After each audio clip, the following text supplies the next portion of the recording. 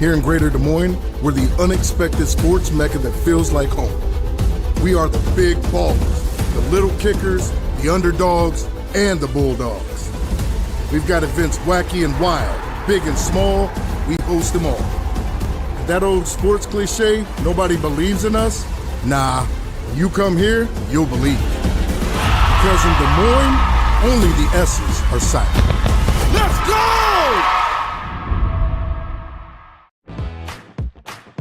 Being your family's grocery store isn't just about having the best butcher cut meat or the freshest produce.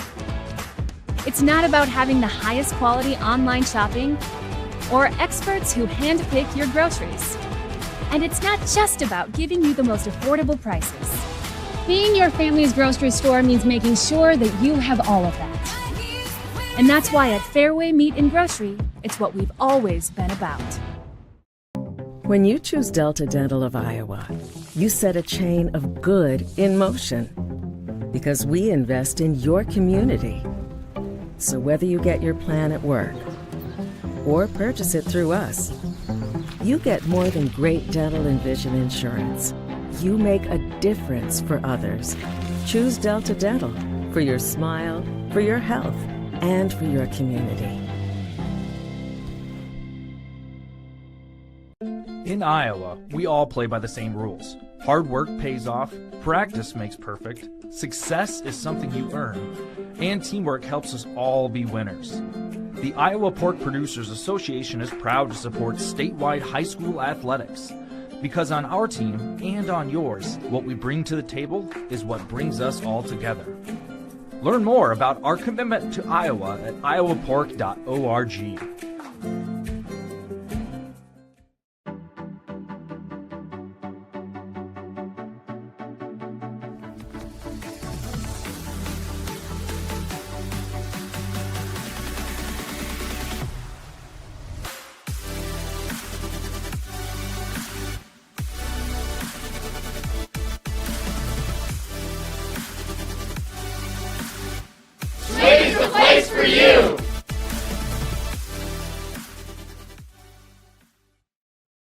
We'd like to welcome you to this year's Iowa Girls State Softball Tournament in Fort Dodge, Iowa. We hope you've enjoyed the action today, and we're here today with Farm Bureau President Brent Johnson. And we're actually visiting Brent at his farm just outside of Manson, Iowa. We are so thankful for all those who support us to help put on this great event, none of which are more important than Iowa Farm Bureau, our proud title sponsor. Why does Iowa Farm Bureau invest in Iowa Girls High School Athletic Union? The Iowa Farm Bureau is proud to be the title sponsor of the Iowa Girls High School Athletic Union, and we're also thrilled to be a part of this year's Girls State Softball Tournament. This tournament not only showcases Iowa's elite teams, but the athletes competing here today are among the nation's best and brightest, and our farmers are among the nation's most productive. Our partnership with the Girls Union gives us the opportunity to honor both while supporting and uplifting the Iowa girls. Why has the Iowa Farm Bureau invested so much in support of the Iowa girl and all of Iowa's youth across this nation? Well, we at Farm Bureau believe in championing Iowa's youth. After all, one day they will be our state's future leaders. The Iowa Farm Bureau Scholarship Program, we've given over $500,000 every year to kids across the state. We've also teamed up with the Iowa Girls High School Athletic Union to sponsor concussion insurance at no cost to those athletes or their families so that they can continue to compete at a high level. We've also provided teachers over the last 8 years with over $450,000 so that they can properly equip their classrooms. And most recently, we've gifted $1 million to the FFA Foundation for their efforts to increase agriculture awareness and support their chapters across the state. The student athletes participating in this year's tournament are taking home some great souvenirs. The Signature Ball program, a memento that they can take with them so someday they can look back on their experiences here and know that the effort that they put in has really paid off, and really congratulate all those students that are competing here at this year's tournament. Thank you, Brent, and thank you, Iowa Farm Bureau. Now let's get back to playing ball. It's a great day for softball here in Fort Dodge, Iowa. My name is Eric Zamora, bringing you the play-by-play of tonight's matchup, and we welcome you to Kruger Field specifically at the at the Harlan and Hazel Rogers Sports Complex. It's the home of the girls' state softball tournament presented by Iowa Farm Bureau. In just a matter of moments, we are going to have the 2-7 seed matchup in Class 1A.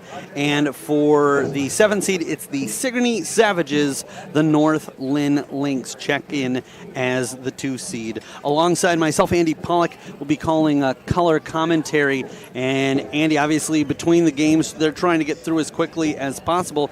But let's see if we can't quickly take a look at how the teams got here in our road to state, so to speak. For Sigourney, they represent Region 8, and they were able to get here with a big victory over Holy Trinity Catholic 9-0, but then they were tested, and sometimes I think teams who get to Fort Dodge with already having a good fight under their belt is a good thing to have.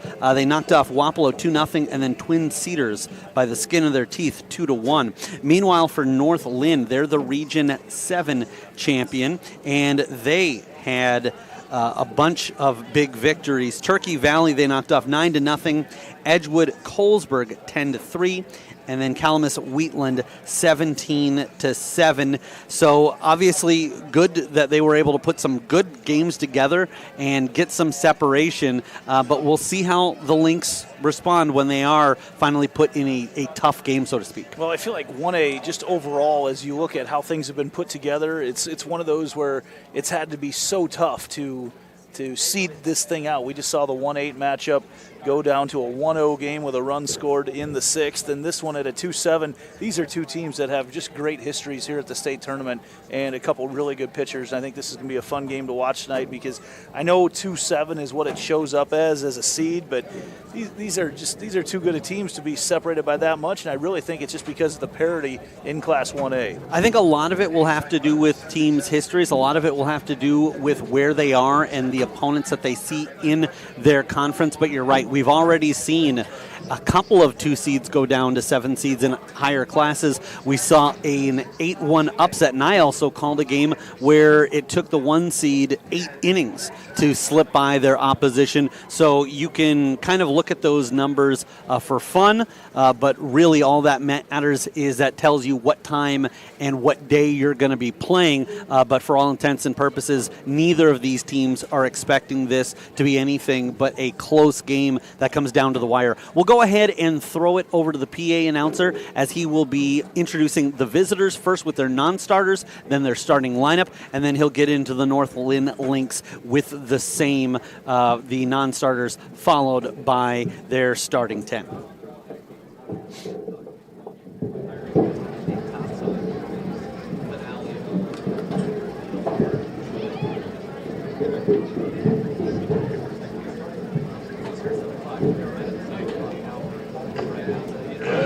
Ladies and gentlemen and softball fans, and welcome to Rogers Sports Complex in this 1A quarterfinal game between the visiting team, the Sigourney Savages, and the home team, representing the towns of Walker, Troy Mills, and Coggin, the North Linn Lynx.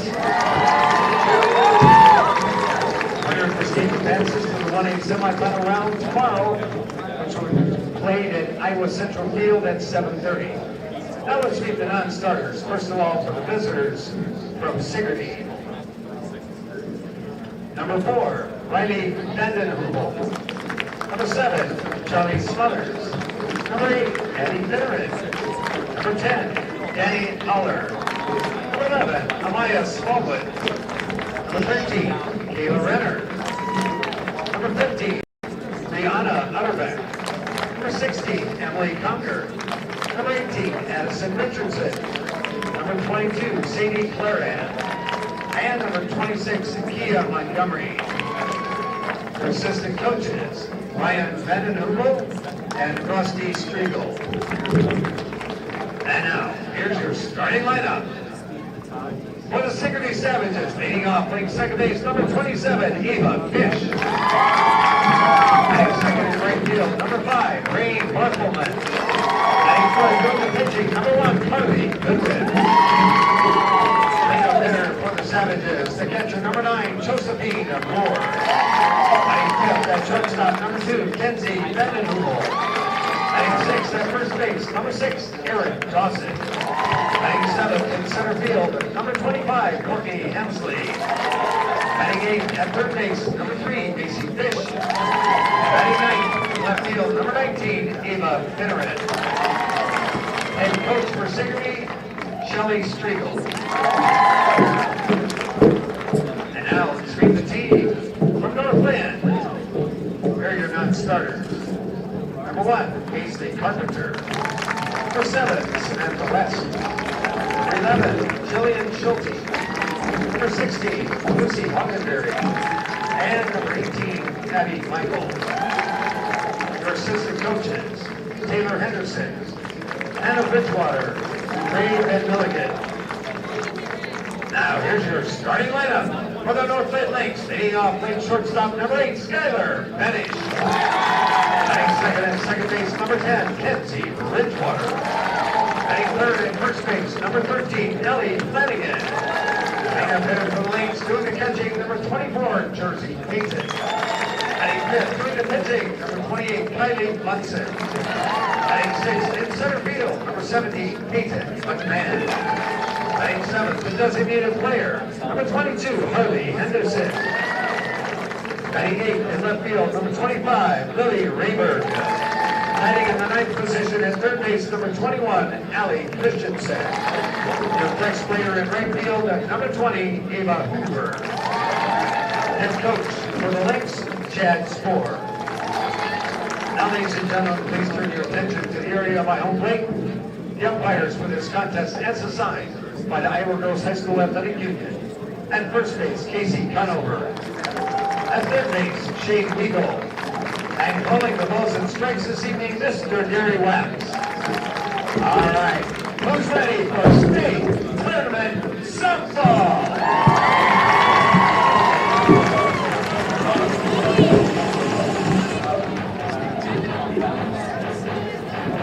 And before we begin today's game, we'd like to once again thank Iowa Farm Bureau, proud title sponsor of the Iowa Girls High School Athletic Union, for their support. The Iowa Farm Bureau is an office located in each of the 99 counties across Iowa. We'd like to thank the offices listed on your screen for their support of the two teams playing today.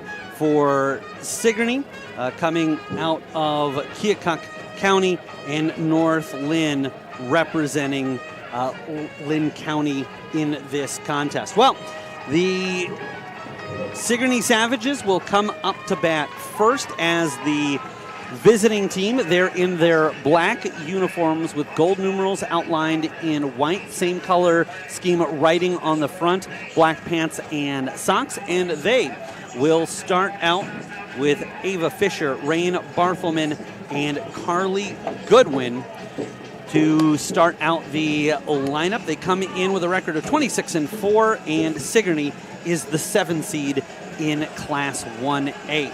As for the North Linn Lynx, it will be Kylie Munson on the mound for the Lynx, as she is a sophomore. This will be her 23rd appearance, 84 1/3 innings, and she has a 2.41 ERA. Actually, the umpire just signaled that Munson and Ellie Flanagan have flip-flopped, so I don't know what they've been listed as, a DP flex situation. Yeah. How they were listed there, but Ellie Flanagan is in the circle doing the pitching here for North Linn. And it's funny because looking at the numbers, was a little bit surprised to see Munson listed as the starting pitcher.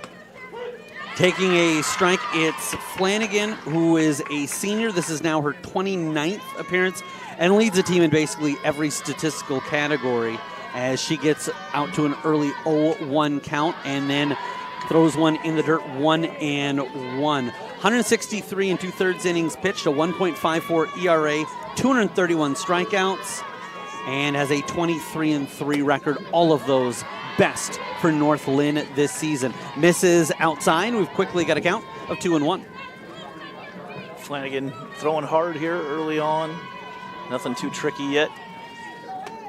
Tries to see if she can get the batter to be impatient, but Fish does a good job of laying off of that one, and it draws the count to 3-1. You feel like a couple runs with Sigourney having Carly Goodwin pitching for them, you feel like a couple runs for them would bode well. I feel like Sigourney keeps this game around the 3-2, 2-1 type score. They got a pretty good chance, but if this turns into a slugfest, the amount of home runs and the power that North Linn comes at you with, it's going to be tough to keep up. So the count goes full. Coming home with it is Flanagan, misses, and we will have an opening base on balls.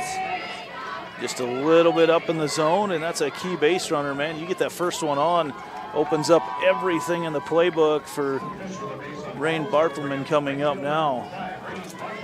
And Jersey Payton is catching Hannigan. Rain Barthelman will pop that one up. Getting out of the way is Goodwin in the on-deck circle.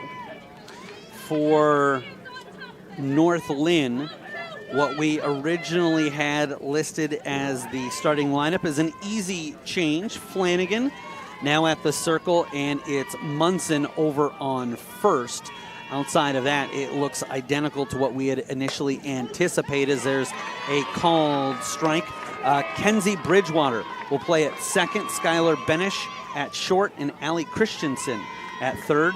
The outfield from left to right, Lily Rayberg, Peyton McMahon, and Ava Hoover. There's a swinging strike as getting out of the box early was Barthelman, but she forgot something. Wasn't able to catch up with that one, and she will be the first victim for Flanagan this evening, and Carly Goodwin will jog into the batter's box. Carly Goodwin, not only one of the best pitchers in the state, especially numbers-wise, the best pitchers in the state, but has a really nice bat to go along with it, batting .467 on the season.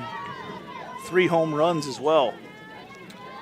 And she will, looking at an 0-1 count, pops that one up, and good conversation there for a moment. I thought Christensen and Flanagan were going to both go for it, but Flanagan gets called off at the last second, and so we have got ourselves a runner stranded at second with 2 down in the inning. And as far as North Linn is concerned, they'd like to fully strand her and see if they can't get out of an early jam. A little of that backyard game of 500 there from Christensen goes up and takes it away from Flanagan. Hey, however you need to get it done, and there Christensen just kind of outwilled it. But again, they were both going for it. I think Flanagan at the last possible second did start to duck out of there, and good thing as they avoided a collision or avoided just crossing up one another and preventing the out from being recorded. Flanagan, after giving up the early walk, really her numbers that she's put up throughout the course of the year are sparkling. Slapped down by the glove of Munson, but recovers in time. And so that is how the top half of the first will go, as the Sigourney squad starts out with an opening walk, but can't manufacture a run. We will be back with the bottom half of the first inning. You are watching the Iowa Girls State Softball Tournament presented by Iowa Farm Bureau on the Girls Union Network, powered by Mid-American Energy Company. What's affordable to her might not be for him. Our means may be different, but our need for energy is the same. And keeping the price for that energy as low as possible is exactly what we strive to do. It's what we've always done. Investments made 10 years ago have kept prices nearly unchanged. Investments made today will help keep prices predictable for the future, with energy that's cleaner, reliable, and affordable for all. An energy future that's American-made. Mid-American. Obsessively, relentlessly at your service.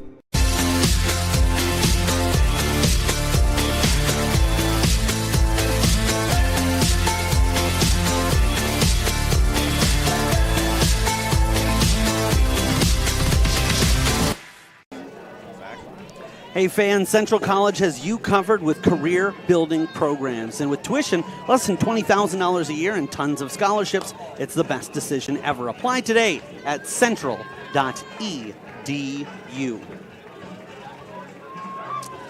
Well, for the North Linn Lynx, it wasn't quite 1, 2, 3, but it all ends up the same in the wash. They needed to start things off strong, put up a goose egg, and that's just what they did. Now they'd like to put up a crooked number on the other side if they can. Skylar Benish, the shortstop, will start things off with an impressive .496 batting average.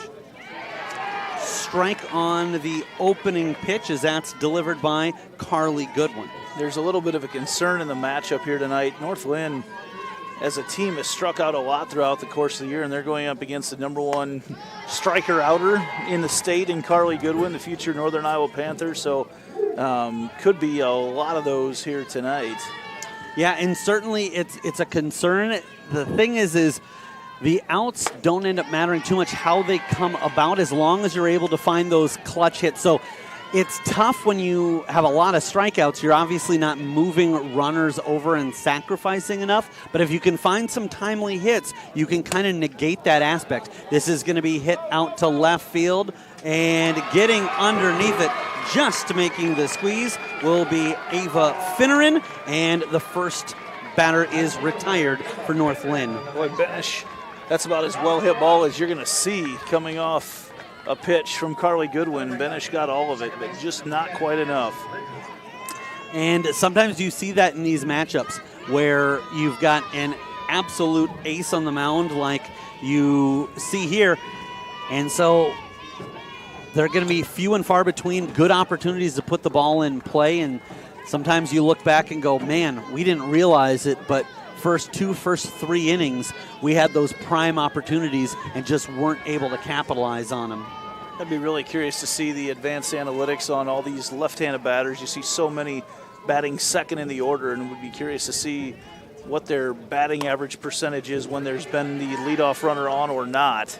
And just in time, that was fired over from Vanden Heuvel. And she's able to find the glove of the first baseman, Dawson, just in the nick of time, and quickly 2 down. So a couple balls in play, a couple tough plays to make for Sigourney here early on. But Flanagan with her 12 home runs steps up, and we've seen her hit a few here at the state tournament. These are two teams that are no strangers whatsoever to the state tournament. In fact, Carly Goodwin in the circle, I feel like I've been watching her forever, and it turns out it was just 2 years ago when I saw her, but she has been throwing a lot of pitches here at the state tournament, the future UNI Panther. A great look on the replay there. 0-1 the count, and swinging through, healthy cut from Flanagan. A .552 batting average. That's tops for anybody, and that will bring the count to 0-2. Takes a look at strike 3, and so off to a strong start is Goodwin, and she gets the zeros to stay across the board through the first inning. We'll be back with the second. You're watching the Iowa Girls State Softball Tournament presented by Iowa Farm Bureau on the Girls Union Network, powered by Mid-American Energy Company. In Iowa, we all play by the same rules. Hard work pays off, practice makes perfect, success is something you earn, and teamwork helps us all be winners. The Iowa Pork Producers Association is proud to support statewide high school athletics, because on our team and on yours, what we bring to the table is what brings us all together. Learn more about our commitment to Iowa at iowapork.org. Living your best life means something different to everyone, especially when it comes to healthcare. That's why Mercy One offers compassionate, personalized care. We are here for you with one team of experts, providing access to the primary care and highly rated specialty care you need, easily and conveniently. So go ahead, live your best life. We're with you every step of the way. Mercy One, your best life, our one purpose. Back here with you at the 7-2 seed matchup in Class 1A. It's the Sigourney Savages, the visitors, at the dish. Kenzie Vanden Heuvel, who helped make a play there in the defensive half of the first inning, swings through there. That'll even up the count at 1-1. Flanagan throwing hard here early on. She's got 75 wins in her career, and all the different gaudy numbers that she's got as she goes to the flip change there, trying to catch the hitter, Vanna Hoovel, off guard. But all the outstanding numbers that Flanagan has is overshadowed by only one player in the state of Iowa, and that's her counterpart tonight, Carly Goodwin from Sigourney. So couple very talented pitchers, both future college players. Coming in with the 1-2, this is popped up and looks like it'll be just on the line. Doesn't matter though, as it's into the glove of Munson, and she'll squeeze that for out number 1. Textbook from Munson. Flips her hips, goes back, gets underneath it, gives herself an opportunity to make the play. As she found first base, that's where your first concern on a hit like that is not tripping over the bag. You may chuckle a little bit, but it's a legit concern. It absolutely is, as you see, in Major League Baseball, that's the idea behind the warning track having a different feel. There she doesn't have that luxury, and she's just rummaging around with her foot to try to find it, and you could see that ball moved just a little bit, but she wasn't fooled. Couple of low ones to start out, and quickly ahead in the count is Dawson, 2-0. Sun is becoming a little bit of a factor, especially for the first baseman as they look at any throws coming from third. And we're hoping that it's not much of a factor long. This is the part of the day where it's going to be a little bit burdensome, but should help hopefully be not much of a factor. It wasn't really a factor at all in our late game on this field yesterday because it didn't get going until about 8 o'clock, as this one is popped up to the right field side. Hoover will get underneath it, and the right side of the field with a couple of pop-outs has been able to put away the first 2 here in the top of the second. I got a feeling in these right-handed heavy lineups, you're going to see a lot of balls against these 2 pitchers in particular, a lot of balls hit to that right side. So this will be Hemsley. We'll take a look at the offerings of Flanagan. Flanagan comes heavy, and I like the fact that she's attacking the strike zone early in this contest. Sometimes you can try to get a little creative, you can try to get a little tricky and say, let me see if I can get them to chase some off the mark stuff. There, gets tricky with the speed, but still finds the same results. Comes back with a flip change and just barely catches the outside corner just enough. Yeah, didn't get there by much, but you didn't need it to get there by much. Just needed it to be inside that zone. And that one didn't miss by much either. Couple right on the edge, one going each way, and it brings the count to 1-2 as Flanagan readjusts her equipment. Flanagan working very quickly here in the circle. And that flip is going to be fouled back, so staying alive in the at-bat is Hemsley. Maybe look in this 1-2 count, look to Flanagan to come back to her little flip change that we saw earlier. Flanagan comes home with it and put a lot on that. Charging in is the center fielder, and that's going to get away from McMahon. Big round at first, but Hemsley will eventually trot back with the single, and that will bring up Macy Fish. Fish, sisters with Ava Fish. Ava a sophomore, Macy a senior. Well, right there, a great example of Lily Rayberg coming over from her left field spot, because as soon as the ball was missed or skipped past the center fielder, Rayberg right there to back it up, and a great lesson for young outfielders who think, that's not my ball. She held that to a single. It doesn't matter where a ball is hit. It's always your responsibility to be moving somewhere. And you're right. The left fielder sliding over and making sure to contain the damage to a minimum. 0-1, Flanagan comes home with it. High rising one that looks like it got a little bit away from her, and that'll even up the count at 1 apiece. You're not going to see Flanagan really miss pitches by that much often. The Sigourney side, as we mentioned, everybody so far playing out in the field, and that's going to be the case. They electing not to use that designated player. Fish, a third baseman, but all 9 in the lineup are the 9 that'll be taking the field here in the bottom half of the inning. Swung through, not held onto by Peyton, but she'll fire down to Munson, and it's the first baseman who will get the put out.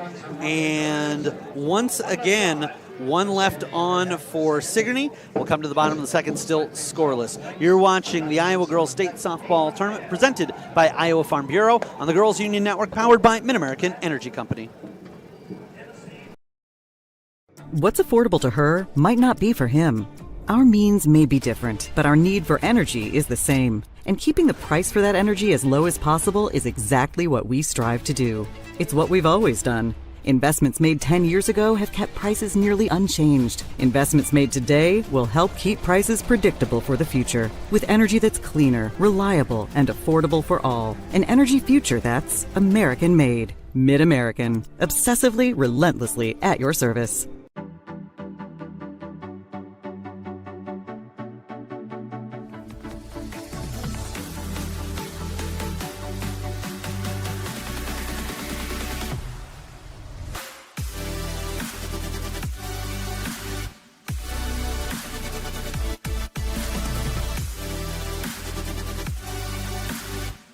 Today's the place for you!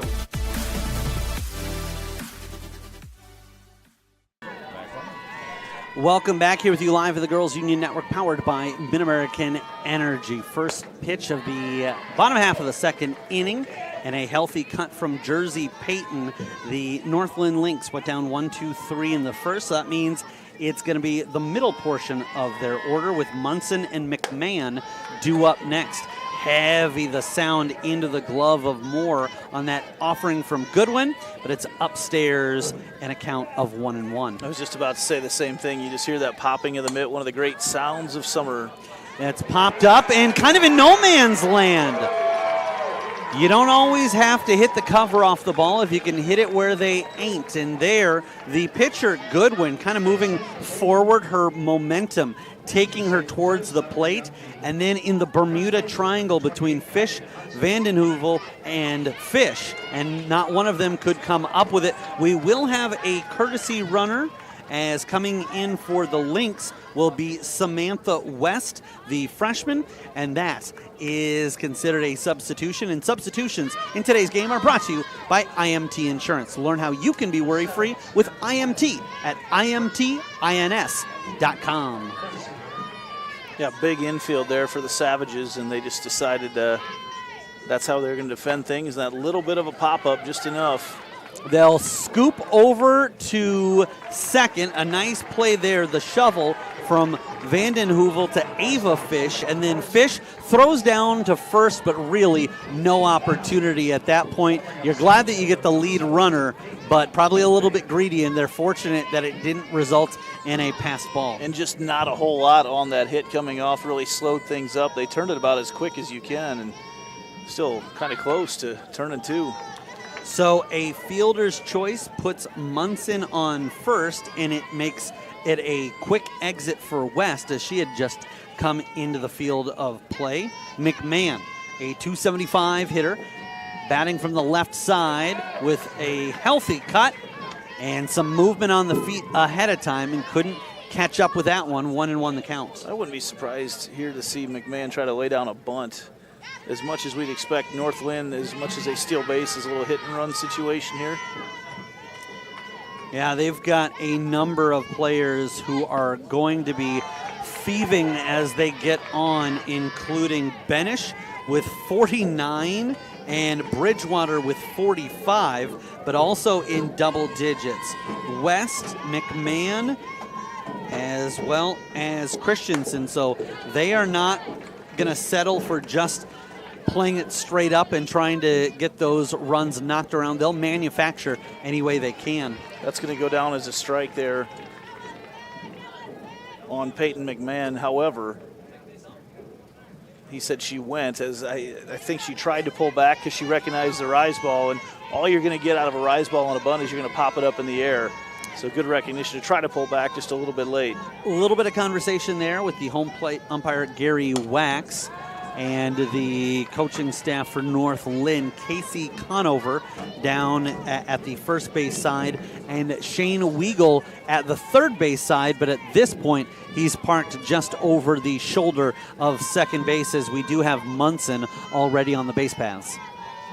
Might have to adjust our use of a camera here tonight with the runner on and just the umpire positioning in a two-man crew. We kind of get blocked out of there with the umpire's positioning. Well, and I don't normally feel like I see that too often. Everybody kind of has their own fingerprint that they put on the game, and everybody has their own different little positions that they have themselves as this one goes upstairs and out of play. I thought you were going to say we may need to change the positioning with ourselves and maybe try to get behind some plexiglass because the flies are getting aggressive horrible tonight. Right now.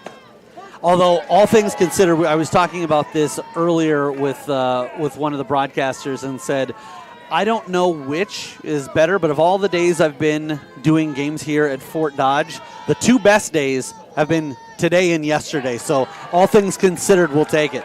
The weather has been just gorgeous. I'm not sure we even hit 80 degrees here today on the northern part of Fort Dodge.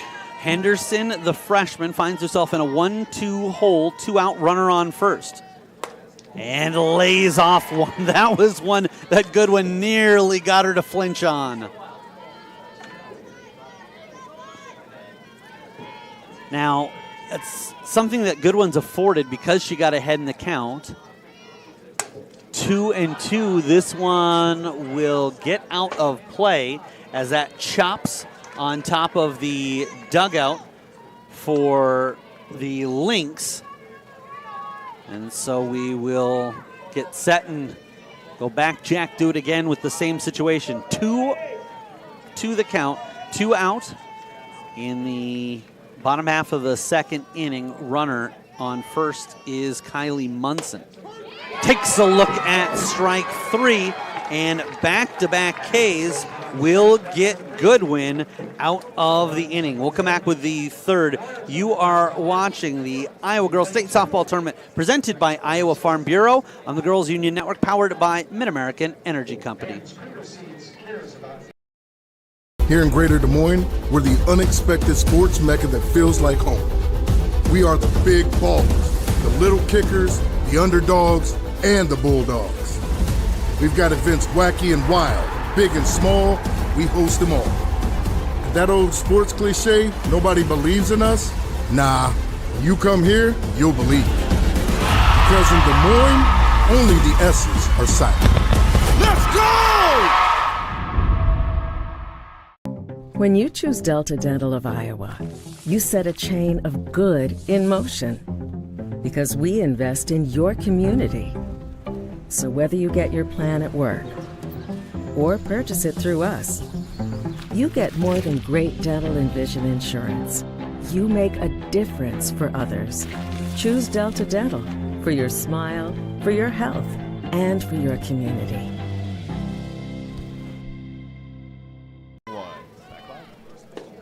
Low is the first pitch of the third inning. Flanagan with each team scoreless, each team with a single hit. And it's Finneran, the junior, who takes a look at the first two. Second one finds the target, and it's 1-1. And I feel like this game almost 90% of the times that's been the count after two have been collected. Chopped down the first base side and stayed in play. It was an excuse me pickup by Munson because I think she was anticipating this is probably going to go foul, but she was able to get the glove down and grab it before it took that hard right. First down of the inning. I think, and I don't know if we'll see a replay here or not, we will. I think it actually caught something and kicked back fair as it was heading foul.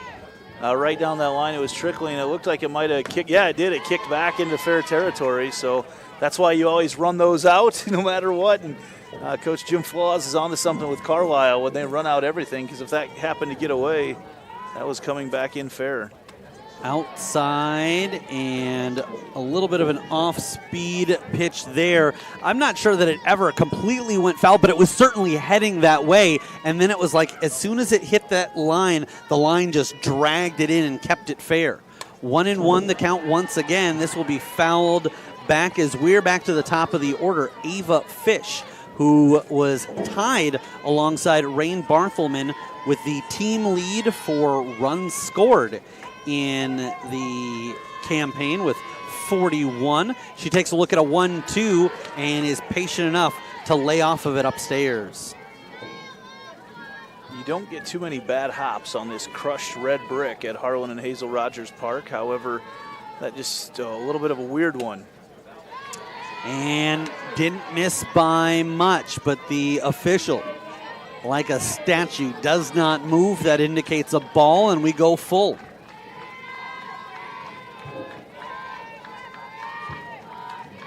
Coming home with it is Flanagan, fouled right over our heads, and we'll go back and set it all up again with an awaiting aforementioned Rain Barthelman, the right fielder, sitting in the on-deck circle.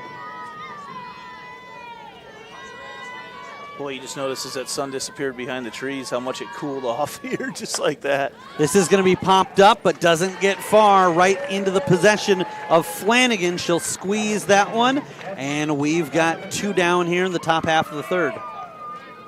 Boy, we have just been spoiled with the weather and the softball games that we've had. I say football because it's confusing me a little bit with how cool it's been up here at Fort Dodge, but some great softball and even better weather.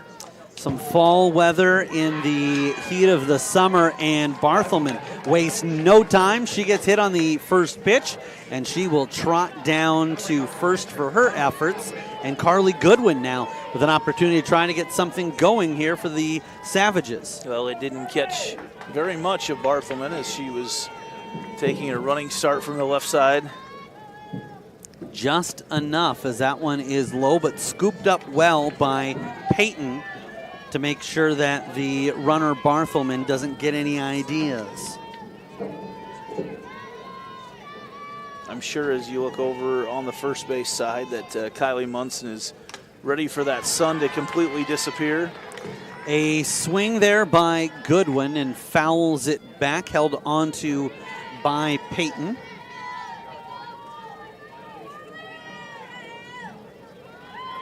Looking in is Flanagan. She rocks fires, and that one is elevated high, and that's going to go in between the two fields. And so we'll get set up to come in with a 1-2 count. And right now, Goodwin battling to keep this half inning alive for Sigourney. Outside, and from our vantage point, looks easy to lay off that one, but I can tell you for Goodwin, that was closer than she would have liked it to be, but ultimately gets the call. 2-2 the count, 2 outs. The runner on first is Barthelman, and poked again, foul right field side, but that one didn't get quite as close to the Iowa Central field. Couple defensive swings as Goodwin has a couple words all in good fun with Jersey Peyton behind home plate. They almost stepped in the way of Peyton throwing it back to her pitcher Flanagan, so they had a good conversation. Hit to the second baseman, and was it in time? Yes, just barely. Bridgewater has to dig deep into the glove to feed Benish, but they get the force out, and that will end the top of the third. We'll come back still scoreless. You are watching the Iowa Girls State Softball Tournament presented by Iowa Farm Bureau on the Girls Union Network, powered by Mid-American Energy Company. What's affordable to her might not be for him. Our means may be different, but our need for energy is the same. And keeping the price for that energy as low as possible is exactly what we strive to do. It's what we've always done. Investments made 10 years ago have kept prices nearly unchanged. Investments made today will help keep prices predictable for the future. With energy that's cleaner, reliable, and affordable for all. An energy future that's American-made. Mid-American. Obsessively, relentlessly at your service.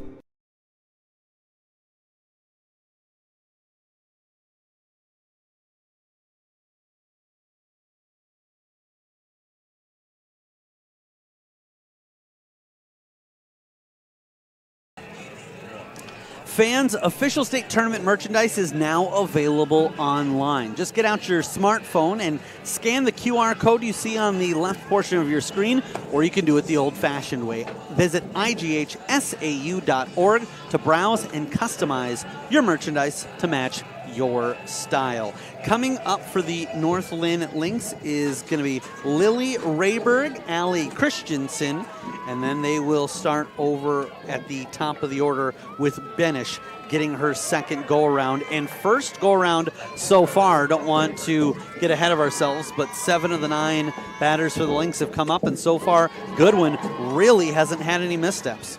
No, Goodwin continues to throw, just the constant spin. You know, you hear a lot of the pitching coaches talk about spinning it. There is never a pitch without purposeful spin on it coming out of Carly Goodwin's hand.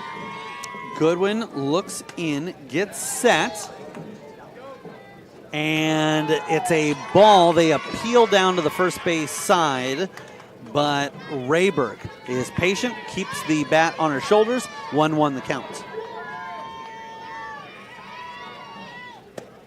That's going to be a called strike at the knees, and it puts the count in their favor. 1-2. Same type of spin coming off of Goodwin's hand, but it's alternating kind of between a little screwball look and a rise ball look. And it really depends on how fast how much she dips down to go inside with it. And it's not something you're going to pick up on as a hitter and have to make that decision in 0.7 seconds or whatever that timing is, but just from back here you can see it just slightly. It's again, you're never going to pick up on that as a hitter. So fouling it off is Rayberg, keeps herself in the at-bat, and then keeps herself in the at-bat by not chasing that one outside. That one did not miss by a whole lot. So 2-2 the count. Leadoff batter, Rayberg, and she's not able to catch up with that one. That is going to be the 4th strikeout of the contest for Carly Goodwin, and it brings the 9-hitter up with nobody on.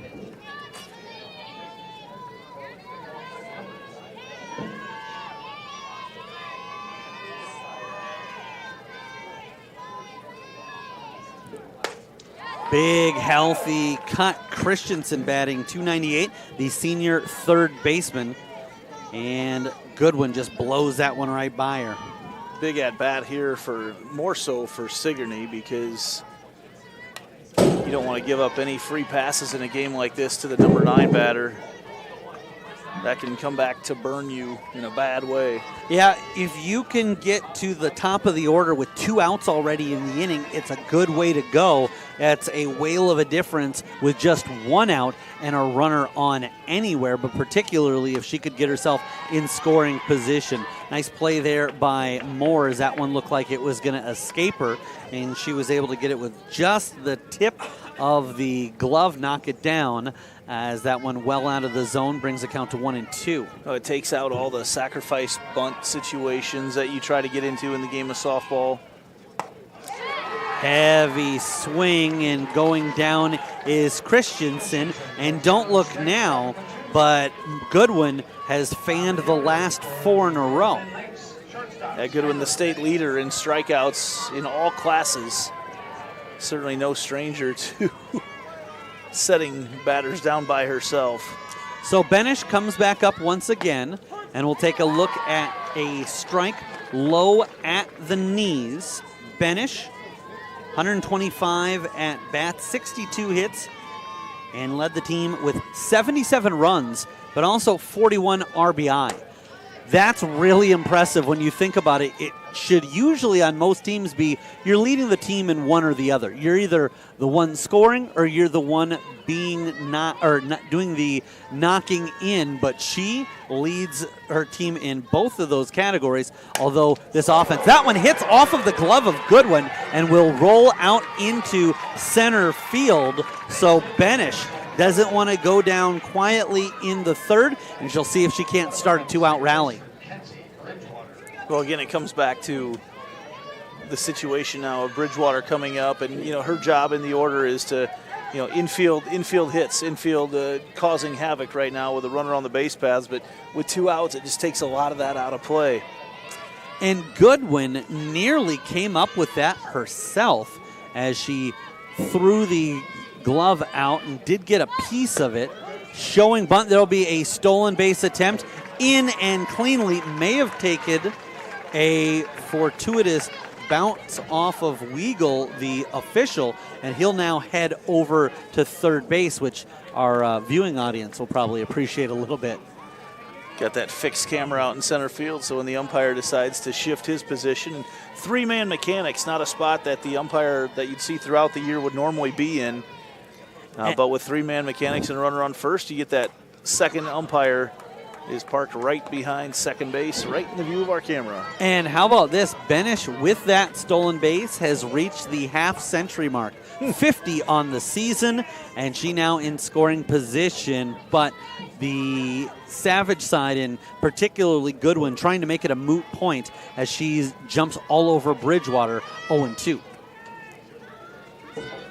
Comes home with it on the lefty. That is going to be popped up and hits the netting. So staying alive is Bridgewater.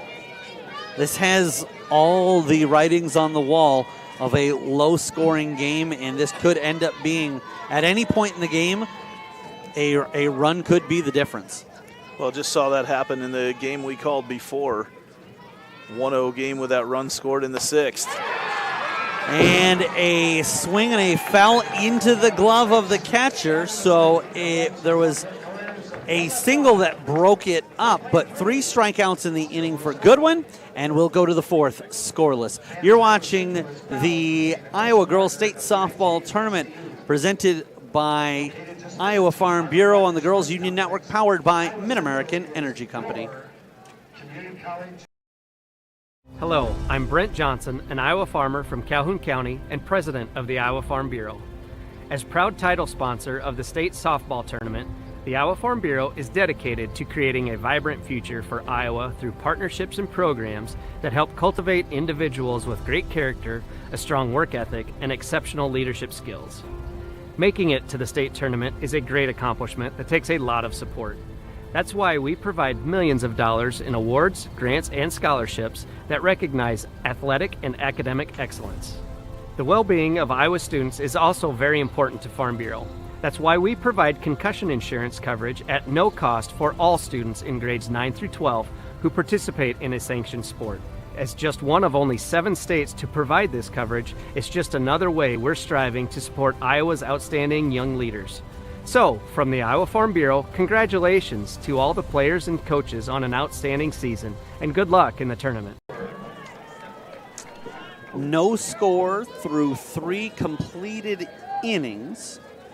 We have each squad with a couple of looks, but really not even all that too much to worry the defensive side. As for Sigourney, they have had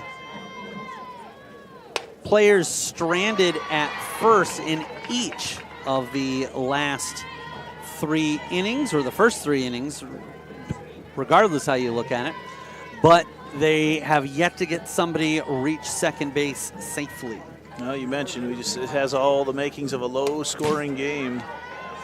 I'm growing right now, Eric. I did not flinch on that ball that came back to us. I'm starting to get more comfortable back here behind the plate. Josephine Moore rips that one just over our head, and you're right. It's the difference between, you can almost see a first-year broadcaster back here who just doesn't yet have the faith of the crew here. You know that they're not going to allow for any holes. I have to imagine every once in a while, like a ball does, and then they're right on it the next game or in between games to fix it. But boy, wouldn't you love to have one there and then have the rest of the game go, you know what, I'm gonna move down a couple of seats. This one played right at the line, but coming over is Bridgewater, the second baseman, and she will secure the out. A lot of ground covered by Bridgewater there, and really the second baseman has the best angle to go get that one. A lot of people think the right fielder does, but you don't realize they're so far out there. It's so much ground to cover as a right fielder. That's a good look at the replay. Great camera work, too, to see Bridgewater over there in that triangle between first and second and right field.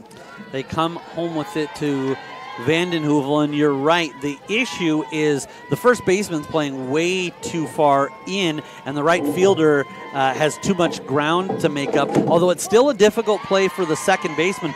Technically, the right fielder has the better angle, but she's just never going to be able to get there in time. And that's not just Bridgewater running forward for it. She's moving over to her side and was still able to keep the concentration and watch that one into her glove. Upstairs, and it misses. 2-1 the count. Bridgewater, you can see just kind of a vocal leader out there at second base as well. She is constantly talking to her pitcher, Ellie Flanagan. For North Linn, Chad Spohr, the head coach, Taylor Henderson and Hannah Bridgewater, the assistant coaches. They each have a sister on the team themselves, poked out to right field, and so every inning the Sigourney squad has gotten a base runner. Their issue is they haven't been able to move them over from first. We'll see if Aaron Dawson can break up that trend. And that's just the good pitching that comes into it. You're scattering your hits. It's really tough to string a couple together against both of these pitchers, a pitcher like Flanagan or a pitcher like Goodwin. The Lynx out of Linn County, and their AD is Mike Hilmer. This is poked out to right field. Running on and making a great running catch was Hoover, and then a heads-up base running by Vanden Heuvel. She was hoping perhaps that would find a lane and drop in, but Dawson getting a little bit too much air underneath it, and then Vanden Heuvel immediately retreats and heads back with a lot of speed to make sure she didn't get picked off from right. Nice play out there in right field by the 8th grader, playing at a high level right now. Hemsley, the senior center fielder, with a hit in every third at bat for her. 333 average coming in. She singled her first time up and then had to stay there as the inning ended. A ball that with some backspin to it, it seems tantalizing, like it's going to stay up there forever. Charging in from third was Christensen, but just unable to make up that much ground in time. And Jersey Payton behind home plate just couldn't quite find it right away. It's probably a play that she makes if she sees it right away, but just couldn't quite get a beat on it. Chopped in, is that fair? No. It did not miss by much. That, I'm pretty sure that was a fair ball. It was right there on the dust. Could have gone either way, but immediately the home plate umpire signaling that a foul ball. So as the girls start hustling around the bases, disappointed, and they clutch at their helmet as they thought they had a Kruger Seeds extra base hit there. Yeah, I saw the skip over third base, and he's got a better angle on it than I do, so we'll go with that call. Hemsley now with a count of 0-2 has to bring her emotions back in, as sometimes that can be a tough thing to do. You think you've got a multi-base hit, and now all of a sudden you're back in the batter's box. Does a good job of laying off that pitch. Count stays 1-2. Chopped at to the third baseman, and Christensen realized she didn't have a play. I don't know if she could have gotten to it in time to keep it fair, but she certainly didn't want to. At that point, best to just let that one go, have that one exit stage left, and she gets another opportunity to guard that third base line, as it looks like that's where Hemsley's likely to pull it. This one is popped up. Benish will call off everybody. Backed up by Bridgewater, but won't need it. And the whole team. Yeah. They were lined up like rockets behind their shortstop. And after 3.5 complete, we still do not have a score. You're watching the Iowa Girls State Softball Tournament presented by Iowa Farm Bureau on the Girls Union Network, powered by Mid-American Energy Company. What's affordable to her might not be for him. Our means may be different, but our need for energy is the same. And keeping the price for that energy as low as possible is exactly what we strive to do. It's what we've always done. Investments made 10 years ago have kept prices nearly unchanged. Investments made today will help keep prices predictable for the future, with energy that's cleaner, reliable, and affordable for all. An energy future that's American-made. Mid-American, obsessively, relentlessly at your service. Being your family's grocery store isn't just about having the best butcher cut meat or the freshest produce. It's not about having the highest quality online shopping or experts who handpick your groceries. And it's not just about giving you the most affordable prices. Being your family's grocery store means making sure that you have all of that. And that's why at Fairway Meat and Grocery, it's what we've always been about. For the Sigourney Savages, staying out there is Carly Goodwin. She's in her 25th appearance, and we know about the strikeout numbers north of 300 as she goes low and didn't miss by much. But 130 innings pitched. She has 4 earned runs on her record.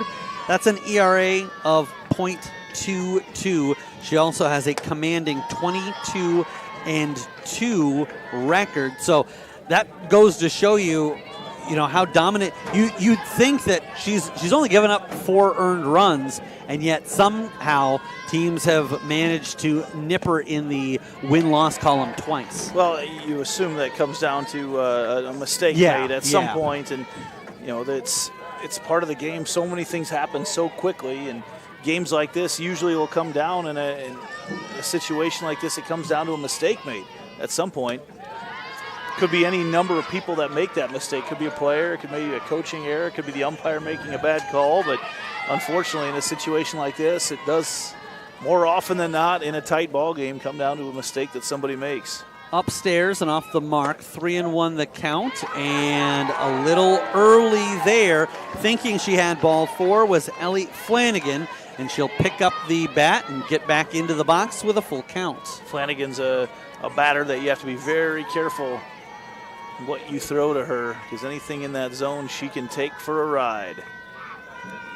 Southeast Warren and Clarksville are on the other field. They're the 3-6 matchup, and if we get any scores from that one, we will bring them to you. Flanagan keeps herself alive, fouls one back, and keeps the count full.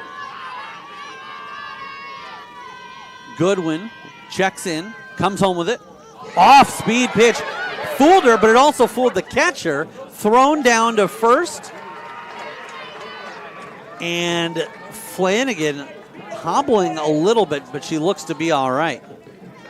We haven't seen a whole lot of off-speed thrown from Carly Goodwin, and that, you see a lot of pitchers dip into that quite a bit, and if that's the control that she's got on her changeup, then I would love to see it more, because that's an unfair pitch with her coming in the 60s to throw that thing around maybe the lower 50s, upper 40s. It's a dirty one. And that is the 7th strikeout recorded for Carly Goodwin. 1 out gone in the 10th, so 7 of the 10 outs. This one is going to be popped up to Barthelman. She's underneath it, and on back-to-back pitches, they've got 2 down.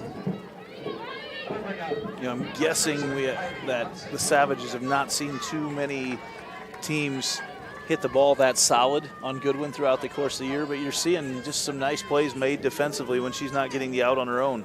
And for the Lynx, they've got to be a little bit frustrated. You're right. They haven't had that good a contact that often, and one of the times they do, I don't know that Barthelman had to move. She was just positioned perfectly out in right field, and the ball came to her. Coming up is Munson. She reached on a fielder's choice, her only other time up, and is quickly down in the count, 0-2. Goodwin, as all these good pitchers that we've seen at the state tournament, they spend 0 time wasted in the circle. They're right back out there ready to go again. Goodwin, like a machine, comes home with it, and a riser, looking to see if she couldn't get Munson to chase that one or perhaps catch the upper portion of the strike zone, but that one well up and at eye level. Just the feel for the game that Carly Goodwin has. I saw it earlier on that strikeout of Flanagan. I know she got another one here, but on the strikeout of Flanagan, she shook off the first pitch that she got from the catcher and then came back with that nasty changeup and able to get the punch out. And Goodwin's been on fire. 8 strikeouts, and we'll head to the 5th scoreless. You're watching the Iowa Girls State Softball Tournament presented by Iowa Farm Bureau. In Iowa, we all play by the same rules. Hard work pays off, practice makes perfect, success is something you earn, and teamwork helps us all be winners. The Iowa Pork Producers Association is proud to support statewide high school athletics. Because on our team and on yours, what we bring to the table is what brings us all together. Learn more about our commitment to Iowa at iowapork.org.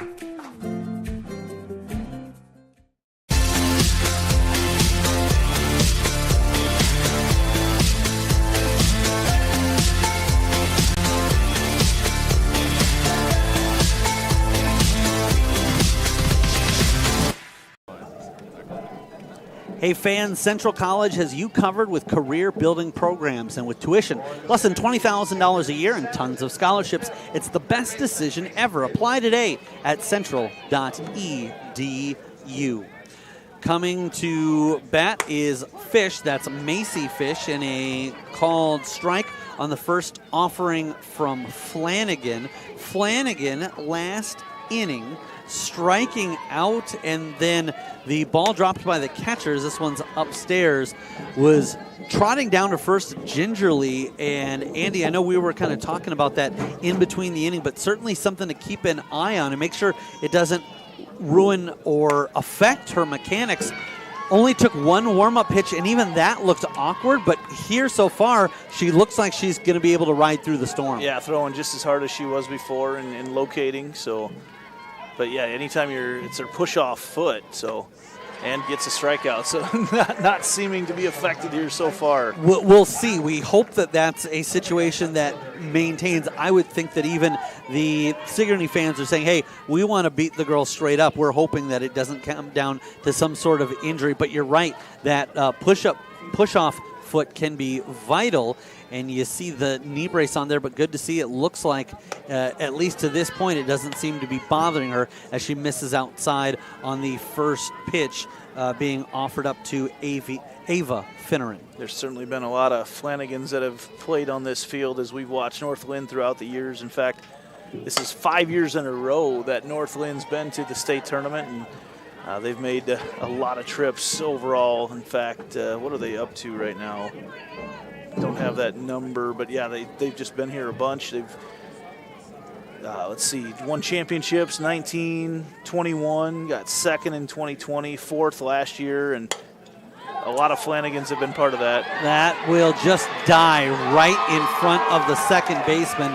Bridgewater a little bit frustrated with herself, but nothing you can do there. The ball was hit up, and then as if it was pulled back on a string, just kind of stopped going forward and just went up and then came right back down. You can see the backspin on it. It looked like a shot from a cue in the game of pool. It looked like you're hitting that was my first thought. My second thought was those golfers who can go out there with a 7-iron and then get the backspin that they want. I'm lucky if I can keep it in play. Bunted down, and both players thought the other one had it. So Sigourney gets something going here with 2 runners on, just 1 out, and Rain Barthelman will come to the plate. Each one thought the other one had it, like you said. Flanagan was on her way to cover third when she realized no one was covering it. It looked like that ball could have easily been picked up, and just a little miscommunication there, and just like that in business, and we talked about that mistake, that could be very costly, and now instead of 2 outs with a runner on second, they've got 1 out with a runner on first and second. Now, Barthelman, I don't know how much this changes the at-bat, because you still have 1 out, so it's not like you're expecting her to try to sacrifice herself to move them over. If anything, you're trying, maybe she could think about just putting in a bunt herself. And we will have a pinch runner coming in, Amaya Smallwood. in for the IMT insurance substitution. This one is fouled back to the screen. Learn how you can be worry-free with IMT at imtins.com. Well, you're looking down at a nearly 500 hitter with Carly Goodwin in the circle right now. And so as you weigh your options, a sacrifice bunt is certainly towards the top. And chopped down. Now that puts the onus maybe back on swinging. The 0-2 count, which means that a bunted foul ball would be an out. And for Barthelman, a senior, no slouch herself, 384, and is knocked in 19 on the year. So with runners at first and second, one out, but the count in the favor of the defense. We'll see what Barthelman can do to fight this one off and stay alive. Looking to get out of the box prematurely, and she watched that one as that was well over the letters. About neck high, if not eye high. Flanagan gets the strikeout she was looking for, and that will keep the runners perched at second and first, respectively. Well, and now we're into that territory in the game with as few base runners as they've had, and it's interesting right now because Chad Spohr wants to talk about how they're going to attack Carly Goodwin as a hitter. Carly Goodwin, who's played a lot of softball both at their high school and at their club, goes back and forth and has certainly seen some of the best this country has had to offer. And we'll see how Chad Spohr wants to attack her right now with a very, very key runner out there at second base. And he seems to be pretty confident in his game plan right now. Everybody else agrees, and we'll see. Smallwood, the courtesy runner at second, comes over and chats with both the batter Goodwin as well as the head coach Shelly Striegel. And they want to make sure that everybody's on the same page. Sigourney out hitting North Linn 4-2. This one is crushed to right field. Getting under it is Hoover, and she comes up with perhaps the biggest out of the game so far. 4.5 complete, and we still have goose eggs on the scoreboard. We'll be back here watching the Iowa Girls State Softball Tournament presented by Iowa Farm Bureau on the Girls Union Network, powered by Mid-American Energy Company. What's affordable to her might not be for him. Our means may be different, but our need for energy is the same. And keeping the price for that energy as low as possible is exactly what we strive to do. It's what we've always done. Investments made 10 years ago have kept prices nearly unchanged. Investments made today will help keep prices predictable for the future. With energy that's cleaner, reliable, and affordable for all. An energy future that's American-made. Mid-American. Obsessively, relentlessly at your service. Living your best life means something different to everyone, especially when it comes to healthcare. That's why Mercy One offers compassionate, personalized care. We are here for you with one team of experts, providing access to the primary care and highly rated specialty care you need, easily and conveniently. So go ahead, live your best life. We're with you every step of the way. Mercy One, your best life, our one purpose. Welcome back here with you live on the Girls Union Network, powered by Mid-American Energy. Bottom of the fifth, and the Sigourney Savages with one of their best opportunities to plate one on Ellie Flanagan. Flanagan has just 4 strikeouts in the game, but 2 of them came in that inning, and one of them came after back-to-back singles, so stepping up in the biggest of moments. Yeah, just absolutely clutch there from Ellie Flanagan, and as we move on in this game, you just can kind of continue to wait for either a big play or a mistake, because it's going to be one. It's not going to be a string of anything that happens in this game. It's going to be a huge mistake or a huge play made. Peyton McMahon slaps that one down the third base side. Struck out swinging her first time up, has a 275 average for the freshman on the 2023 campaign. Looks in as Goodwin. Gets set to deliver, comes home with it. It is hit to the first baseman. The first baseman will make the tag as Dawson applies the glove. McMahon That reminded me of the American Gladiators. She didn't want to go around. She wanted to go through, but I don't know that I would attack Erin Dawson unless I had maybe some lunch money to give her afterwards, and Dawson records the out. And McMahon, lowered a little bit of his shoulder, but then realized quickly that maybe she was not in a good position there. So fouled back is the first pitch to Henderson, the freshman designated player, as an 0-1 count. We talked earlier in the broadcast as this one is elevated up, and the catcher will get underneath it. Moore will squeeze that one for out number 2. Moore covers some ground, and late that ball started to drift back in. It wasn't going to land fair, but it just started to lift a little bit more. And Goodwin, I'm looking out there right now, looked to be wincing a little bit. And Dawson coming over, I think she was going, hey, if you don't have this, I think I could make a last desperate attempt at it. But Moore calls her off and able to make the play.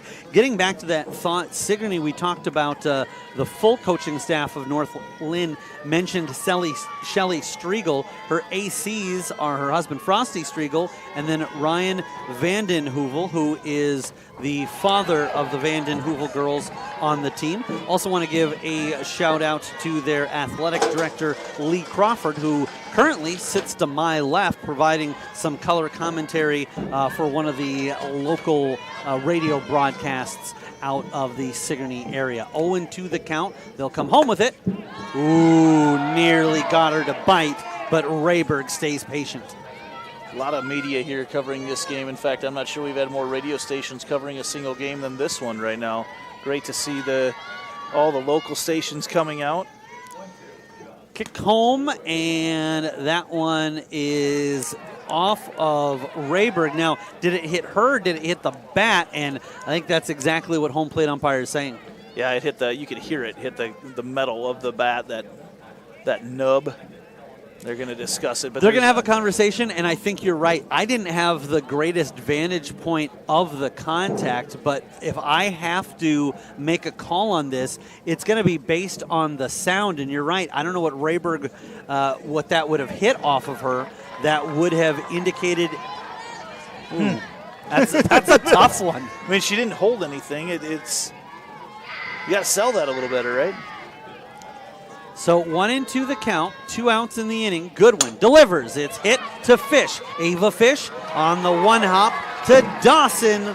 And we will go into the 6th, still searching for our first run. We'll be right back. You're watching the Iowa Girls State Softball Tournament presented by Iowa Farm Bureau on the Girls Union Network, powered by Mid-American Energy Company.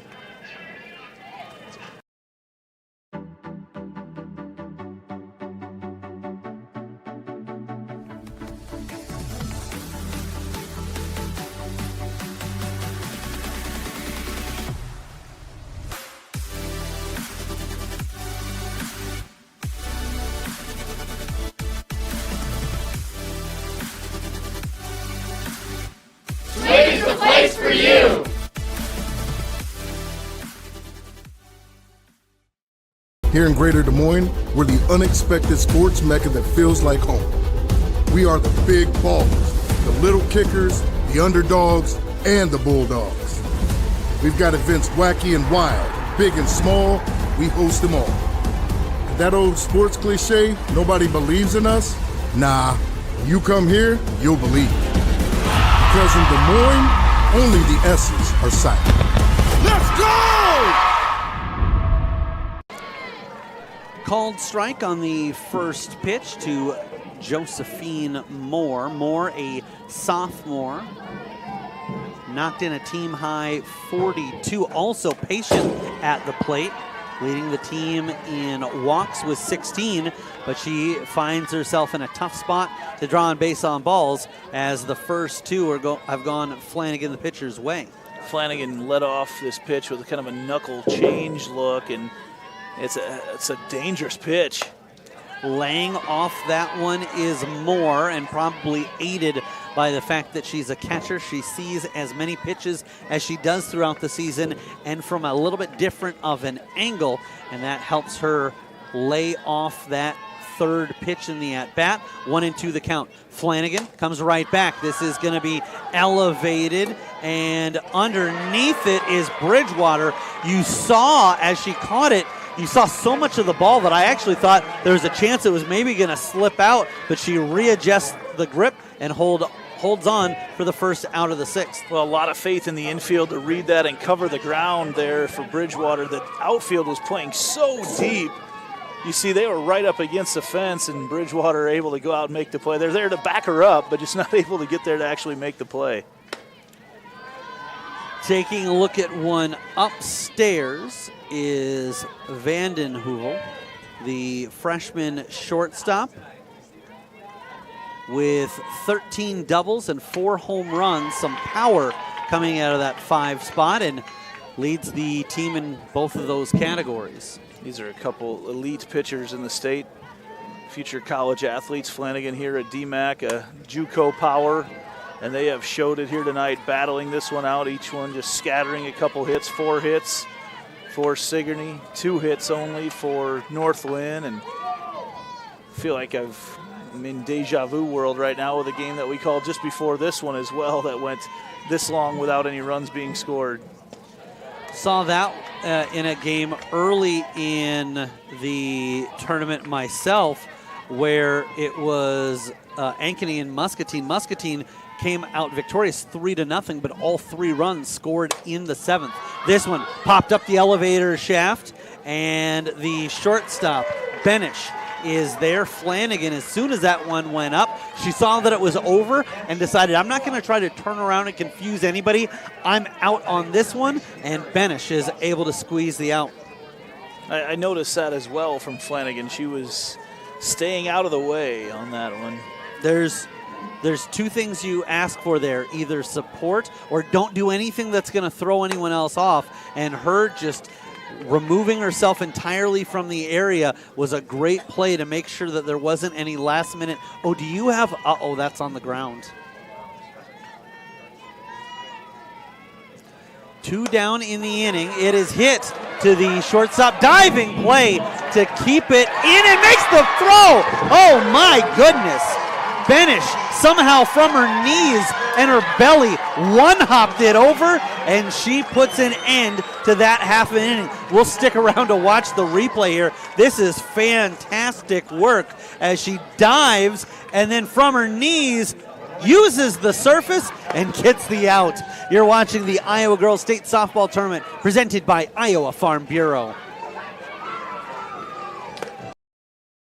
What's affordable to her might not be for him. Our means may be different, but our need for energy is the same. And keeping the price for that energy as low as possible is exactly what we strive to do. It's what we've always done. Investments made 10 years ago have kept prices nearly unchanged. Investments made today will help keep prices predictable for the future. With energy that's cleaner, reliable, and affordable for all. An energy future that's American-made. Mid-American. Obsessively, relentlessly at your service.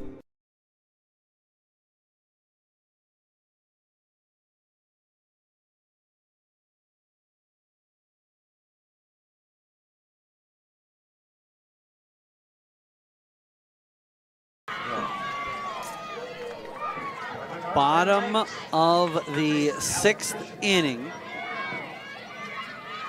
And Goodwin working on Christensen. It's bunted down the line. That's going to stay fair. Scooped up, throws over, and just in the nick of time. It's a 1-3 put out and shows what I know. I was a little bit surprised there that Goodwin even used her glove. It was so slow rolling, but sometimes athletes, players get in a habit, and if that's how she feels more comfortable, it didn't slow her down at all, because if it had, Christensen would have beaten out the throw. Well, and I think it's a feel for the game as well, and she could feel she was running stride for stride with a runner, so she knew she could just feel that she had enough time to pick it up and flip it over. Goodwin is really, really athletic out there. You've seen her use her wheels a few times tonight on the defensive end. Sigourney at the top half of the inning went down 1-2-3, thanks in part to a fantastic defensive play out of Skylar Benish. But for the other side, it's the last 2 innings that North Linn has been put down in order. They appeal down to the first base side, called strike as the swing went a little bit too far, and 1-2 the count on Benish. Yeah, I agree. Good call there down the first base side. Lays off one upstairs, and that'll even the count at 2-2. So for Sigourney, because they were getting some momentum in innings, obviously haven't been able to score, but have been getting base runners, they'd like to come back and put down the Lynx as quickly as possible, because if North Linn could even get a couple of base runners on, could kind of change the dynamic of this game that had started to shift the Savages' way. Goodwin rocks, fires, and a swinging strikeout for Benish as she couldn't catch up to the upstairs stuff. 2 away.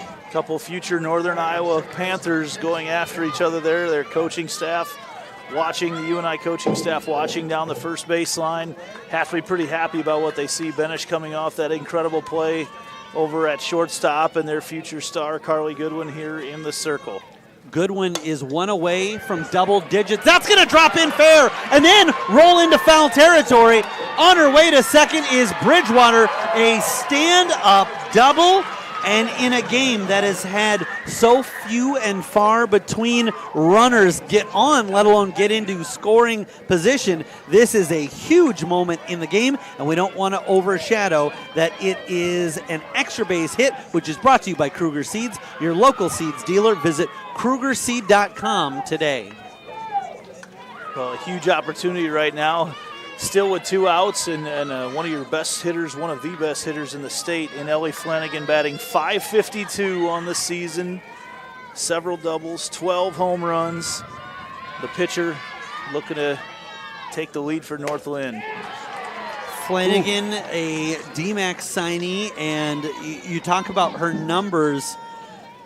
Leads the Class 1A field in hitting and RBI, but then does as much damage as she does pitching as well. 0-1 the count. Goodwin comes home to her and misses inside. That'll even up the count at 1-1. You almost wonder right now with first base open if you don't just give her that pass down to first base and try to avoid any big swings coming from her. I realize that coming up, Jersey Payton is a very good hitter as well, but just doesn't have the numbers that a hitter like Flanagan has. And right now, I appreciate the confidence they have in their pitcher, Carly Goodwin, but you almost want to look at things right now and say, hey, you can have first base. We're going to take our chances with the next one. I don't know that I would necessarily intentionally walk her, but it's something to keep in mind in this at-bat, as this one is drilled down the right field side. In other words, see if you can go at her with a couple of pitches that you don't think that she can put anywhere. But you're right. If Goodwin gets a little bit too much of the plate or gets something that she wanted high or low a little too centralized, it could end up being the difference in the contest. 1-2. Flanagan looks in and watches a high rising one outside of the zone. Goodwin evens up the count at 2-2 with that miss. This is a huge pitch in the ballgame, not so much for what could happen off the pitch, but what it could lead to in the next pitch, because on a full count pitch, you know she's got to come back with a strike. And as you mentioned, Payton, the catcher, in the on-deck circle. She's got the leg shin guards on, awaiting, but she hopes that she's going to have an opportunity to rip them off. The last time Goodwin shook one off against Flanagan, she threw her a changeup in this exact situation.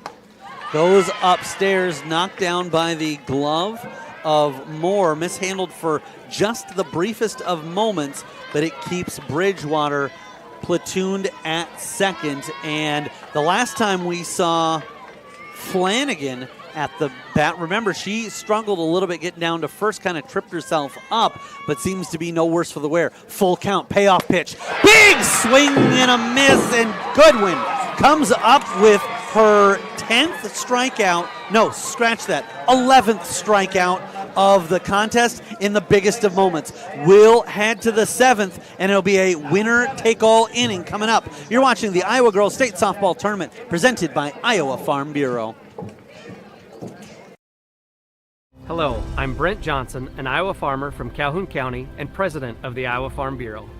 As proud title sponsor of the state softball tournament, the Iowa Farm Bureau is dedicated to creating a vibrant future for Iowa through partnerships and programs that help cultivate individuals with great character, a strong work ethic, and exceptional leadership skills. Making it to the state tournament is a great accomplishment that takes a lot of support. That's why we provide millions of dollars in awards, grants, and scholarships that recognize athletic and academic excellence.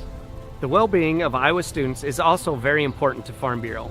That's why we provide concussion insurance coverage at no cost for all students in grades 9 through 12 who participate in a sanctioned sport. As just one of only 7 states to provide this coverage, it's just another way we're striving to support Iowa's outstanding young leaders. So, from the Iowa Farm Bureau, congratulations to all the players and coaches on an outstanding season, and good luck in the tournament. 1-0 the count. Flanagan delivers to Hemsley, and she'll take a look at that strike. Well, the last 2 quarterfinal games going on right now here at North Linn, and Sigourney scoreless. A check swing there by Hemsley and laid off it. Southeast Warren and Clarksville also scoreless, although not nearly as deep in that game. Ben Gislason, voice of the Iowa Wild, with the call of that one, and he's doing solo work over there, so we'll have to make sure he gets some hazard pay. And Southeast Warren and Clarksville, the bottom of the 4th inning, so Southeast Warren up the bat, and they're in the same spot that we are. Nobody has been able to solve either of these hurlers. This Class 1A is just dominated by outstanding pitching. And a walk drawn by Hemsley. We talked about Flanagan and her control. She started the game off with a walk to Fish, and that has been just her second one surrendered.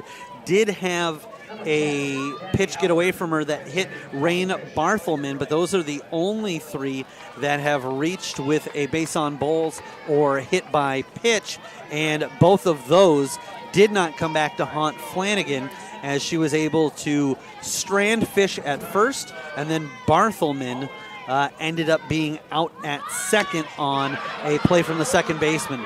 Thrown by the first baseman. The throw back isn't in time! No! Close for comfort, but Munson picks up the ball and fires over to Bridgewater, covering at first. So the unusual putouts, but it does allow Hemsley an opportunity to get into scoring position, and then Hemsley nearly took herself out. And you see there, I think that Bridgewater turned and took a couple extra steps, just not anticipating I might have to fire immediately, and those couple extra steps might have been the difference. Meanwhile, back on the ranch, Hemsley gets to third on the ball that skips off of the glove of Peyton, and she was last before that pitch, was looking to see if she couldn't get to third already. That same play develops the same way. She'd be home on the other side of it. She could have been the second out if she'd not dove back and slid into second on time. Well, it completely changed the complexity of what's probably going to be a sacrifice bunt here soon. Or they might go for the sacrifice fly to the outfield. Either way. Taking a look at the called strike is Ava Finneran. But you're right. There is no bigger difference than with an out and a runner at second or third. Thinking about it, but it's a called strike. Hustling down was Benish, offering up a target, trying to get Peyton to throw that back to third. Right now, you're just thinking anything on the ground to the right side, and that's going to get you the go-ahead run. 1-2 the count. The delivery upstairs, and Peyton snagged that one, and she had to. Otherwise, that would have been the Sigourney go-ahead light to send the runner from third in Hemsley. Just now in the 7th inning, we've seen a few more pitches get away from Peyton that we haven't seen early on. Fouled back and staying alive in the at-bat is Finneran. So the Savages are going to play it straight up and say, let's see if Finneran, the 9 hitter, can hit the run in somewhere, or like you said, just play it deep. They will take a deep fly ball out. Swing and a miss. It looked like Finneran was kind of swinging down on that one. Maybe she felt that the height of the pitch changed mid-swing on her, but she goes down swinging, and now the North Linn Lynx trying to keep that runner stuck at third. It's been the best opportunity any team has had tonight. Big cut there by Ava Fish, the sophomore. Went after a high strike. Just shy of a 400 batting average, coming in with a 393 and is 1 for 2 with a walk as well. This is hit to the third base side, and stopping on a dime there was Hemsley. As if that one had been in play, she wanted to make sure that she didn't get a piece of it and was just trying to will that in front of her cleats, but it does go behind her and foul. 0-2 the count. And Flanagan, yeah, right back ahead in this count. Flanagan comes home and gets the strikeout.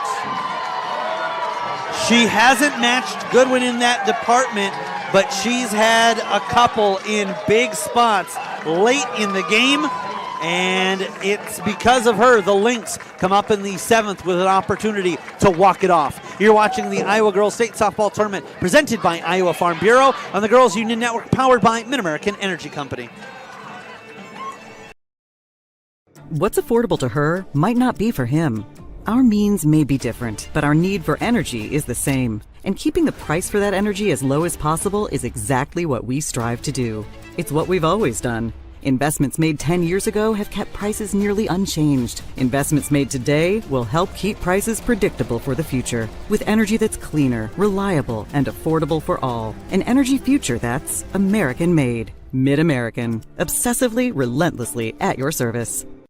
The Iowa Farm Bureau is proud to present the state softball tournament and celebrate the accomplishments of Iowa's student athletes.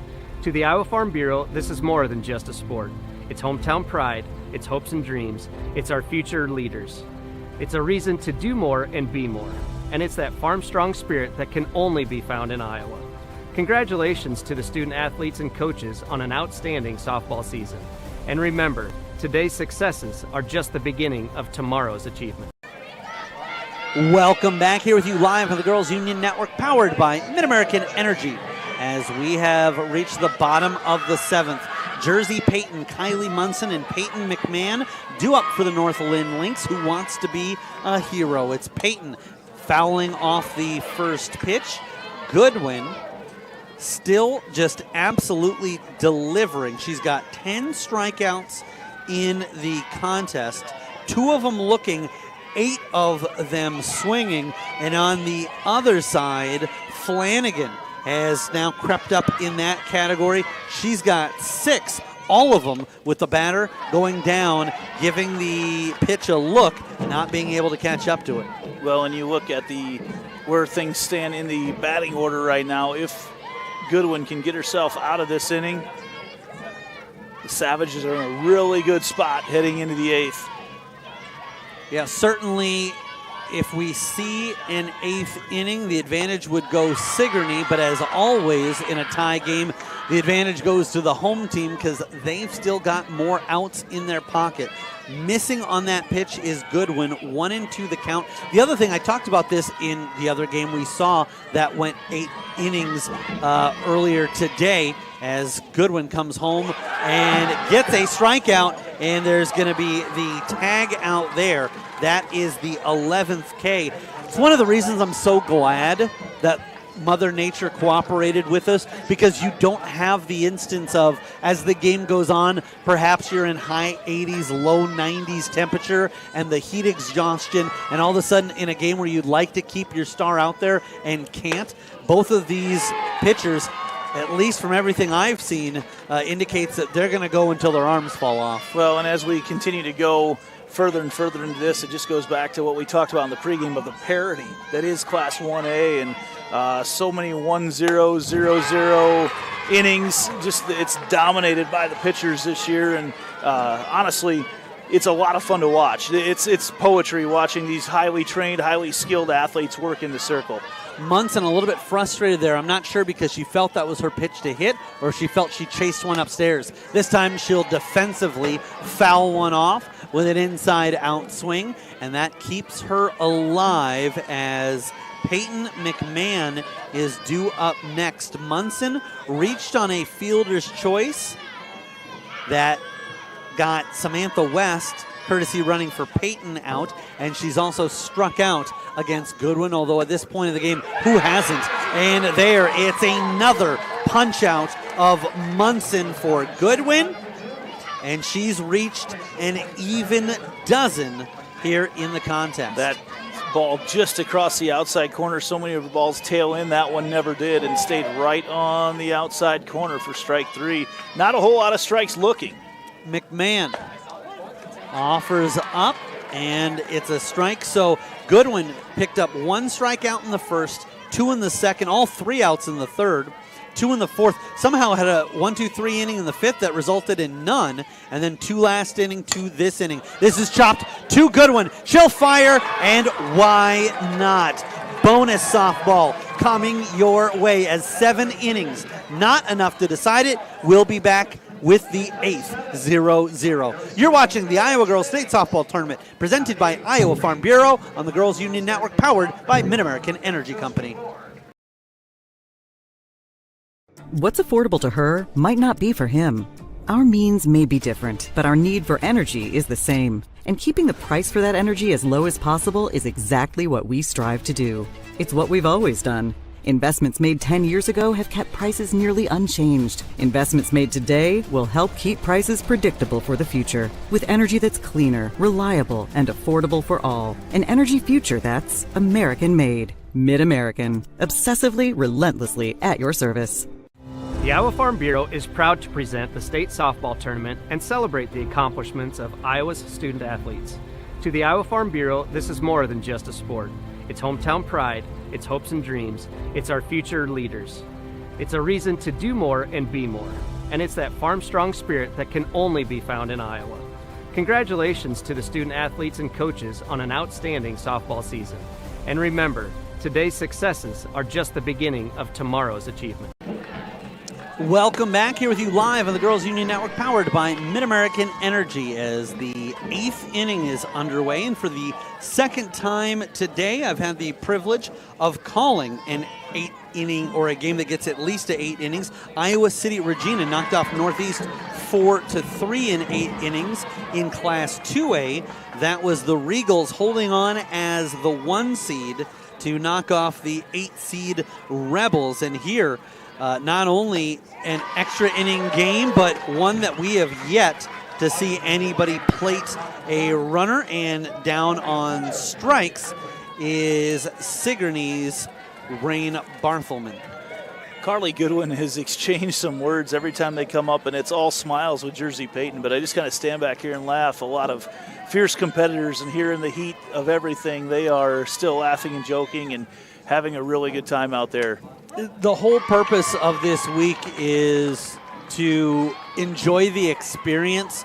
Obviously, you want to come away successful, but I think you'd rather go out there, play your best, and have fun and let the results be what they are than not enjoy a championship. What a snag! That is the second time we've seen Benish in the last couple of innings make a fantastic individual play.